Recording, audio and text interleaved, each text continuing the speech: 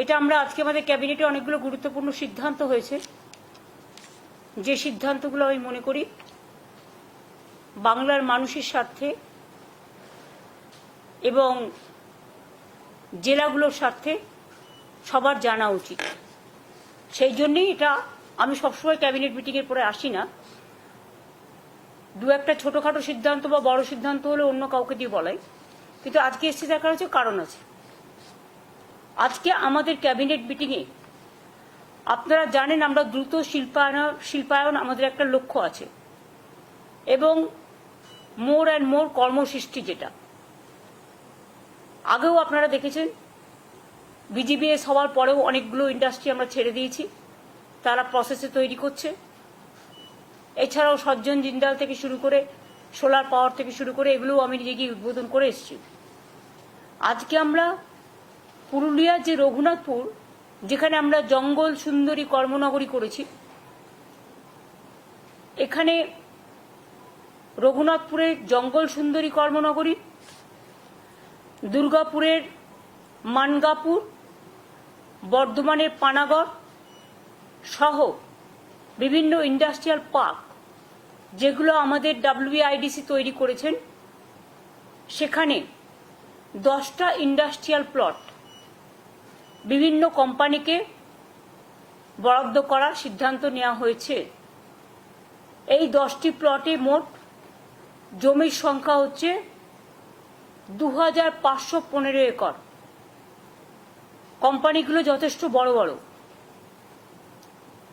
এখানে 25,000 কোটিরও বেশি বিনিয়োগ আসবে এবং প্রায় 70,000-এর ওপর মানুষ ডাইরেক্ট এবং ইনডাইরেক্ট তারও বেশি কর্মসংস্থান তৈরি করবেন। এছাড়াও এবং এগুলোর ম্যাক্সিমাম হচ্ছে স্টিল ইন্ডাস্ট্রি। স্টিল ইন্ডাস্ট্রির মধ্যে বড় বড় ইন্ডাস্ট্রি পড়ে। আরও একটা বড় কাজ আমরা করেছি, সেটা হচ্ছে আমরা West Bengal small scale industry থেকে আমরা MSME ভারতবর্ষের নাম্বার 1, এবং আমরা এখানে আজকে 15টা ইন্ডাস্ট্রিয়াল এস্টেটে মোট 43টা মাইক্রো এবং স্মল স্কেল ইন্ডাস্ট্রি করবার জন্য আজকে অ্যালট করলাম। এগুলো সবই জেলায় হবে, কয়েকশো কোটি টাকা বিনিয়োগ হবে এবং জেলায় জেলায় কর্মসংস্থানও হবে। আপনারা জানেন MSME-তে আমি আগেই বলেছি আমরা দেশের প্রধান। এখানে প্রায় 90 লক্ষ ইউনিটে আমাদের 1,40,00,000 মানুষ কাজ করেন।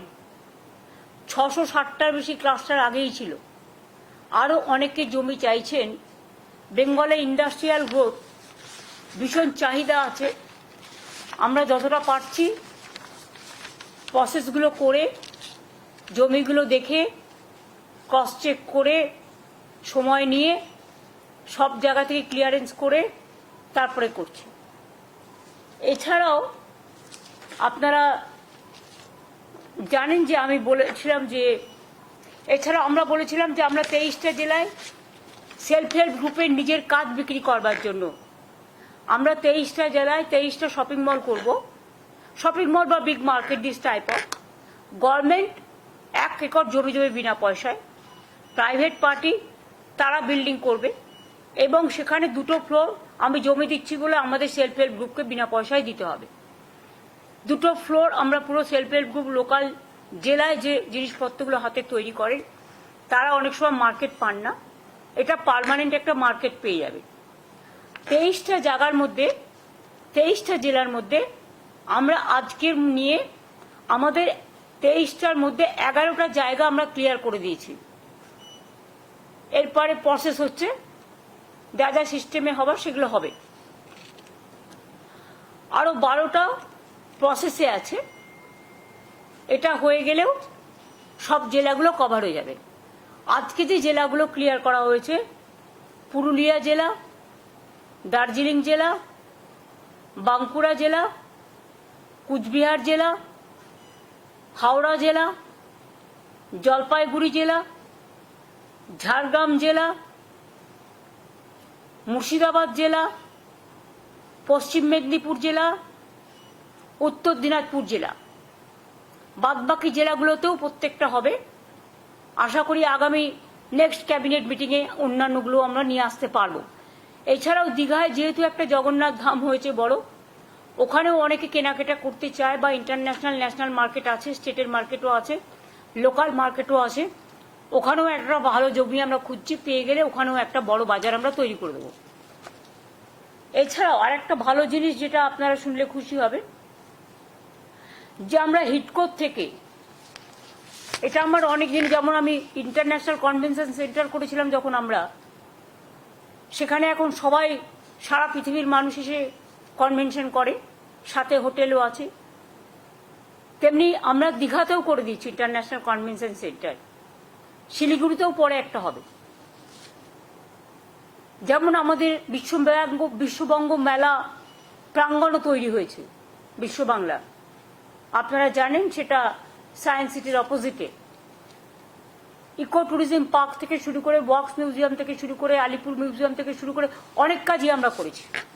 কালীঘাটের স্কাই ওয়াক থেকে শুরু করে, দক্ষিণেশ্বর থেকে শুরু করে, তারকেশ্বর থেকে শুরু করে ডেভেলপমেন্ট, ফুল্লরা মন্দির থেকে শুরু করে, নলাটেশ্বরী থেকে শুরু করে, তারাপীঠ থেকে শুরু করে, লোকনাথ মন্দির থেকে শুরু করে, কচুয়া ধাম, চাকলা থেকে শুরু করে, অনুকূল ঠাকুর থেকে শুরু করে, সব জায়গাতে যে যেভাবে আমাদের রিকোয়েস্ট করেছে, স্বামী বিবেকানন্দের বাড়ি থেকে শুরু করে, নিবেদিতার বাড়ি থেকে শুরু করে, যেখানে যা প্রয়োজন আমরা করেছি। আজকে আর একটা আমি অ্যানাউন্স করতে যাচ্ছি, যেটা আপনাদের আর একটা গর্বের জিনিস হবে, বাংলা পাবে ভবিষ্যতের জন্য। সেটা হচ্ছে, আমরা হিডকোর সাথে পিপিপি মডেল, এই মডেলে নিউ টাউন এলাকায় প্রায় 25 একর জমিতে একটি international information technology, entertainment and cultural park তৈরি করতে যাচ্ছি। কারণ মনে রাখবেন, ওয়ার্ল্ড ট্যুরে যারা বিভিন্ন ইনোভেশন বলুন, এন্টারটেনমেন্ট বলুন, ক্রিয়েটিভিটি বলুন, কালচারাল প্রোগ্রাম বলুন, নানা রকম প্রোগ্রাম করেন, এবং লেজার এবং এন্টারটেনমেন্ট ইন্ডাস্ট্রিও খুব বড় industry. Concert economy is a innovative idea নাওয়াডেজ। সমস্ত এক্সিবিশন ইনফ্রাস্ট্রাকচার সবই করা হয়েছে এখানে। কাজে এটা একটা আন্তর্জাতিক মানের পার্ক হলে, আর 25 একর জমি মানে বিরাট জমি। এটার আমরা নাম দিচ্ছি, ইংরেজিতে হচ্ছে international information technology entertainment and cultural park, শর্টে আমরা যেটাকে বলবো আইআই টেক, মানে আইটেক, ডবল আই হবে। এটার শর্টে ইংরেজি নাম হচ্ছে আইটেক, যেখানে আন্তর্জাতিক মানের অনেক কালচারাল ইভেন্ট করতে ওয়ার্ল্ডের বিভিন্ন নায়ক নায়িকারাও আসেন, সারা দেশেরও আসেন। এতে আমাদের প্রচুর প্রোগ্রামও হবে, এবং এটা একটা ট্যুরিজম থেকে শুরু করে, এন্টারটেনমেন্ট থেকে শুরু করে, ইনফরমেশন থেকে শুরু করে, ইনোভেশন থেকে শুরু করে, ক্রিয়েটিভিটি থেকে শুরু করে, এই জায়গাটায় এর জন্য সম্পূর্ণ পিপিপি মডেলে জমিটা আমরা আজকে ক্লিয়ার করে দিয়েছি। 25 একর জমি, জায়গাও ঠিক হয়ে গেছে। এখন বাদ বাকি যা প্রসেস আছে টেন্ডার করার, সেগুলো করে এটা আমরা পিপিপি মডেলে করব। আর এর বাংলা নামটা হবে বিশ্ব অঙ্গন। কি মুখে হাসি নেই? আপনারা তো প্রোগ্রাম দেখতে যাবেন, কভার করতে যাবেন, শুধু কি একটা খবর দেখলে, নেগেটিভ খবর দেখালে লোকে দেখে না? এইসব বড় বড় আন্তর্জাতিক মানের প্রোগ্রাম দেখতেও লোকে ভালোবাসে। আমার কাছে অনেকদিন ধরেই এর একটা ডিম্যান্ড ছিল, কিন্তু এক লব্ধে কলকাতার কাছাকাছি 25 একর জমি খুঁজে পাওয়া, এত কিছু করার পর, ইট ওয়াজ এ ম্যাটার। তাই আমরা বিজেপি এর পর থেকে এটা খুঁজতে চেষ্টা করি, এবং আজকে এটা আমরা সফল হয়েছি। আমরা জমিটা ক্লিয়ার করে দিয়েছি। এরপর আমাদের পিপিপি মোডে আমরা টেন্ডারে যাব, বা যা প্রসেস আছে তাতে যাব। তাহলে ইংরেজিতে শর্টের নাম হচ্ছে আইটেক পার্ক, আই ডবল আই, যেহেতু ইন্টারন্যাশনাল আছে, ইনফরমেশন আছে, আর টিতে টি আছে, এন্টারটেনমেন্ট আছে ই, আর কালচারালে সি আছে। সুতরাং ইংরেজিতে শর্টেস্ট ফর্ম হচ্ছে আইটেক পার্ক, আর বাংলা এটার নাম হবে বিশ্ব অঙ্গন। হয়েছে? এছাড়াও আচ্ছা, মাইক্রো তো বলে দিচ্ছি। তাছাড়াও আর একটা আছে, যেটা হচ্ছে আমরা বলেছিলাম যে বিশেষ করে গ্রুপ সি গ্রুপ ডি যারা মাইনে পড়ি পাচ্ছে না, তাদের সংসার চালাতে খুবই অসুবিধে হচ্ছে, এবং কোর্টে যেহেতু কেসটা পেন্ডিং আছে, সাবজুডিস আছে, আমরা রিভিউ করেছি, অ্যাপ্লিকেশন করেছি রিভিউয়ে। যখন কেস হবে তখন মাননীয় আদালত যা আমাদের আদেশ দেবেন সেভাবেই আমরা করব, কিন্তু ততদিন এই সংসারগুলো কি করে চলবে? তাই আমরা যে সিদ্ধান্ত আপনাদের জানিয়েছিলাম একটা মিটিংয়ে, যে আমরা গ্রুপ সিকে আমরা এর জন্য একটা স্কিম তৈরি করেছি। কারণ এখানে তো কথায় কথায় পিল খায় সব।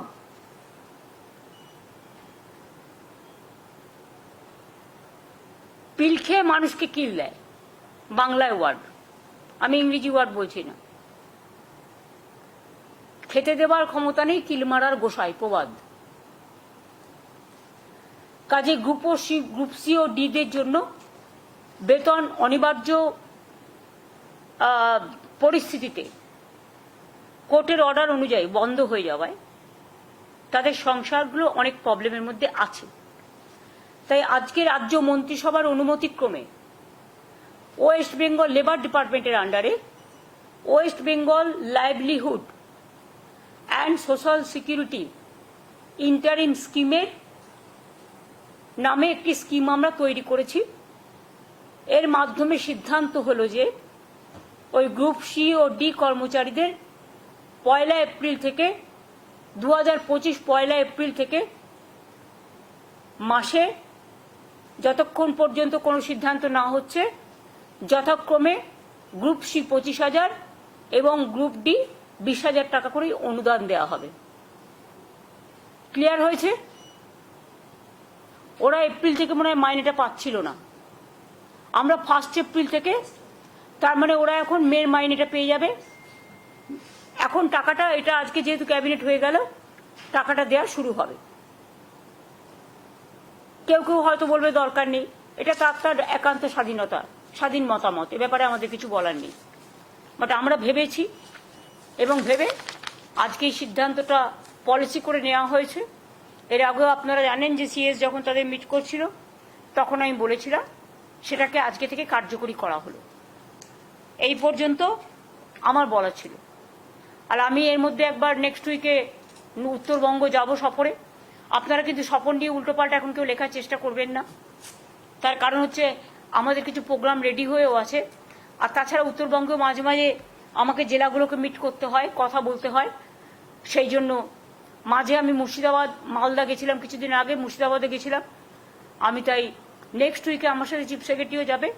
আমরা উত্তরবঙ্গে 3টে প্রোগ্রাম নিয়ে যাব মেনলি। একটা হচ্ছে চেম্বার্স বা ইন্ডাস্ট্রি যারা আছে, একটা সিনার্জিক প্রোগ্রাম হবে 20 তারিখে, 20 তারিখ বেলা 4টে, এই 19 তারিখে, সরি সোমবার। আর 20 তারিখে আমাদের প্রোগ্রাম হবে পাবলিক ডিস্ট্রিবিউশন প্রোগ্রাম। বানারহাটে হলে সবচেয়ে ভালো হতো, আলিপুরদুয়ার আর জলপাইগুড়ির মাঝখানে হতো, কিন্তু যেহেতু এখন বর্ষার দিন, এখন আপনি হেলিকপ্টার ইউজ করতেও পারবেন না, কারণ যে কোনো সময় ঝড় জল টর্নেডোগুলো হয় এই পরিস্থিতিতে। তাই আমরা আগে অনেকবার আমরা ওইসব জায়গায় প্রোগ্রাম করেছি, কিন্তু আমরা ওদলাবাড়িতে কখনো করিনি। তাই বানারহাট থেকে ওদলাবাড়িটা খুব কাছে হবে আলিপুরদুয়ার জেলা থেকে, এবং ওদলাবাড়িতেও জলপাইগুড়ি জেলার মধ্যেই পড়ছে। পাবলিক ডিস্ট্রিবিউশন একটা প্রোগ্রাম করবো 20 তারিখে। আর 21 তারিখে আমরা একটা নর্থ বেঙ্গলে উত্তরকন্যায় আমরা একটা বিশেষ করে উত্তরবঙ্গের 6টা জেলা নিয়ে, 6টা কেন, এখন তো হচ্ছে তোমার দার্জিলিং কালিম্পংকে নিয়ে 8টা হয়ে যাবে, তাই তো? দার্জিলিং তো আলাদা জেলা হয়ে গেছে, কালিম্পং আলাদা জেলা হয়ে গেছে। তাহলে কুচবিহার, জলপাইগুড়ি, আলিপুরদুয়ার, দার্জিলিং কালিম্পংয়ের পক্ষে থেকে জিটিএ থাকবে, জিটিএ চেয়ারম্যান এবং সেক্রেটারি থাকবে, আর উত্তর দিনাজপুর, দক্ষিণ দিনাজপুর এবং মালদা আমরা ভার্চুয়ালি করব, কারণ এই সময়টা সবার এলাকা ছেড়ে আসাটা ঠিক নয়। শিলিগুড়ি থেকে কুচবিহার বা আলিপুরদুয়ার বা জলপাইগুড়ি 2-2.5 ঘন্টার মধ্যে পৌঁছে যাওয়া যাবে। উত্তরকোনা তো জলপাইগুড়ির মধ্যেই, শিলিগুড়িও কাছে। আর শুধু আলিপুরদুয়ারটা, কুচবিহারটাও এখন 2 ঘন্টার মধ্যে পৌঁছে যাওয়া যায়, কারণ হাসিমারার ওখান দিয়ে রাস্তা আছে, আলিপুরদুয়ারের ওখান দিয়ে রাস্তা আছে, কাছাকাছি হয়ে যায়। এখন রাস্তা ভালো করে দেওয়া হয়েছে। আর আলিপুরদুয়ার তো ন্যাচারালি ওখান থেকে খুব একটা বেশি দূর পড়ে না, কাজেই ওখানকার যারা রিপ্রেজেন্টেটিভ তাদের জানানো হবে। এটা অ্যাডমিনিস্ট্রেটিভ রিভিউ মিটিং মাঝে মাঝে আমরা করি, তাই এটা হবে। কাজে 3 দিনের প্রোগ্রাম আপনাদের আমি বললাম, 22 তারিখে আমরা ফিরে আসবো, কারণ আমার এখানে কাজ আছে। এই পর্যন্ত। বাদ বাকি ন্যাচারালি আপনারা অনেকেই বলছেন আমফানের মতো সাইক্লোন হতে পারে, এটা হতে পারে, ওটা হতে পারে, বাট সবটাই ঠিক নয়। আবার প্রাকৃতিক দুর্যোগ তো আমাদের হাতেও নেই, কাজেই সব জায়গাটাই নজর রাখতে হয়। তাছাড়াও আমাদের কালকে একজনকে বর্ডার থেকে তুলে নিয়ে যাওয়া হয়েছে।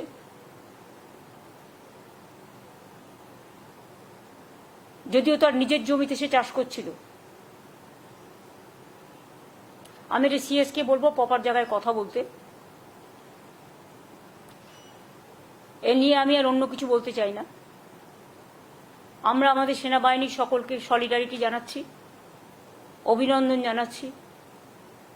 যে শহীদরা প্রাণ দিয়েছেন, এটা আমরা ক্যাবিনেটেও বলেছি, আলোচনা আমরা রেজুলেশন নিয়েছি, এবং যারা শহীদ হয়েছেন তাদের সকল পরিবারকে আমরা শ্রদ্ধার্ঘ্য নিবেদন করে শহীদ তর্পণের জন্য আমরা প্রস্তাবও নিয়েছি, শহীদদের শ্রদ্ধা জানিয়ে।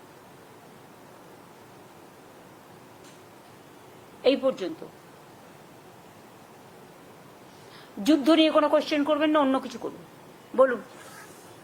दीदी, बीएसएफ का जो जवान है बंगाल के हुगली डिस्ट्रिक्ट से, वो वापस आए हैं पाकिस्तान की कस्टडी से। आपने भी काफी बार बात की थी उनके परिवार वालों के साथ, क्या करेंगे इस पर? देखिए, पूनम साहू जो हमारा बीएसएफ का जवान है, उसको बॉर्डर से ले गया था पाकिस्तान ने, जब हमारा ये पहलगांव का बाद जो शुरू हुआ था। तो उसको बीबी का साथ, रजनी का साथ मेरे को 3-4 दफे बात हुआ, और हम लोग भी हमारा ओर से बहुत सारे कोशिश किया है। हमारा डीजी पुलिस भी और बीएसएफ का डीजी का साथ कंटिन्यूअस हम लोग टच में थे। तो मैंने परसों उनको बता दिया था, रजनी को, कि आपका हस्बैंड तबीयत ठीक है, अच्छा है, सुस्त है, लेकिन उसको जो मॉडलिटीज ऑफ ऑपरेंडी जो करना है रिलीज करने के लिए, उसको लिए थोड़ा टाइम वो लोग मांगा है। और परसों जो मीटिंग था, वो मीटिंग में ही मैं ये बात को रखने के लिए रिक्वेस्ट किया था। तो वो लोगों ने बात भी किया, और कल भी वो लोगों को बात हुआ। इसको ऑपरेंडी क्या होगा, इसके लिए तो प्रोसेस होता ही है, इसको तो टाइम देना चाहिए। तो आज सुबह में रिलीज हो गया, मैंने बहुत खुश हूँ, उसका परिवार भी खुश है, देशवासी भी खुश है। हमारा और भी अगर कोई रहे वो भी वापस आए, हम चाहते हैं। जब ऐसा कुछ होता है तो इसमें इसका सिस्टम ही है, वापस देते हैं, वापस लेते हैं। कोई पेट्रियोटिक रैली ऑर्गेनाइज की जाएगी, क्योंकि बहुत सारे स्टेट में अभी पेट्रियोटिक रैलीज की जा रही है। That our party is doing, yes, Saturday and Sunday from 3 o'clock to 5 o'clock. They will do. It is to give pay the solidarity to the Jawans, and number 2, condolences for the brave Jawans who sacrificed their life for the country, the motherland. उसका परिवार कोई है तो उसको घर में जाके भी उसको श्रद्धांजलि निवेदन करेंगे। हम पॉलिटिकल ओर से बात को नहीं देखते हैं, बहुत सारे लोग देख रहे हैं। आप लोगों ने देखा, आज तक मैं कोई टिप्पणी भी नहीं काटा, मैं मेरे को पार्टी को भी नहीं कहने दिया, गवर्नमेंट का साइड में से भी कोई कुछ नहीं बोला। लेकिन देश को, जवान को श्रद्धांजलि, और जो सैक्रिफाइस किया है देश के लिए, जिंदगी चला गया, उसको तो श्रद्धांजलि देना हमारा कर्तव्य है। শহীদ বীরদের সম্মান জানিয়ে এবং সেনাবাহিনী যারা লড়াই করেছেন সেনাবাহিনীকে সম্মান জানিয়ে আমাদের দলের পক্ষ থেকে 3টে থেকে 5টা পর্যন্ত শনিবার এবং রবিবার সব ব্লকে কলকাতার প্রত্যেকটা ওয়ার্ড সহ আরবান এরিয়ার সব ওয়ার্ড সহ গ্রামাঞ্চল সহ সব জায়গাতেই সম্মান জানানো হবে। বর্ডার থেকে যে তুলে নিয়ে যাওয়ার ঘটনাটা বলে বাংলাদেশ প্রচন্ডই চিন্তিত। প্লিজ এটা নিয়ে আমি কিছু বলবো না, এটা গভর্নমেন্ট টু গভর্নমেন্ট কথা বলবো, ঠিক আছে? এটা মধ্যে আপনারা ঢুকতে যাবেন না। দেয়ার আর সাম প্রোটোকল, দেয়ার আর সাম ডিপ্লোম্যাটিক ইস্যু। এটা বেটার যত আপনারা এটা নিয়ে কন্ট্রোভার্সি ক্রিয়েট না করেন, এটাতে আশা করি আপনাদের টিআরপি বাড়বে না। শান্ত থেকেও সংযত থেকেও অনেক কাজ করা যায়। আমাদের কাজ হচ্ছে কি করে আমরা তাকে ফিরিয়ে আনতে পারি। আর যারা ধরিয়েছে তাদের তো আমি চিহ্নিত করেছি, তারা কারা? ঘরের শত্রু বিভীষণ, আর কিছু বললাম না। শুনুন, কে দেশি আর কে বিদেশি এটা চিহ্নিত করার অধিকার কোনো পার্টির নেই। আর তার যদি নাই থাকতো তাহলে সে জমিতে চাষ করছে কি করে? তার নিজের জমির থেকে তো তুলে নিয়ে গেছে।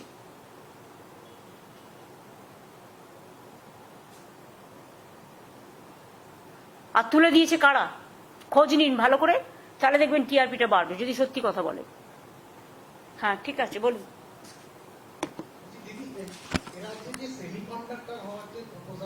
সেগুলো already on process, already on process. Ukraine ইয়েছে আপনারা জানেন 2টো প্রপোজাল ছিল এবং that is already on process.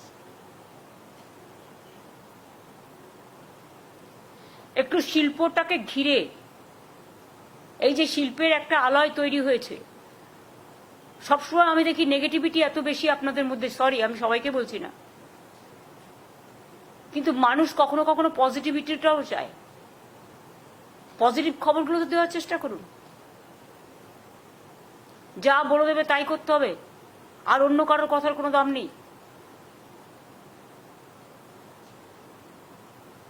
Thank you so much.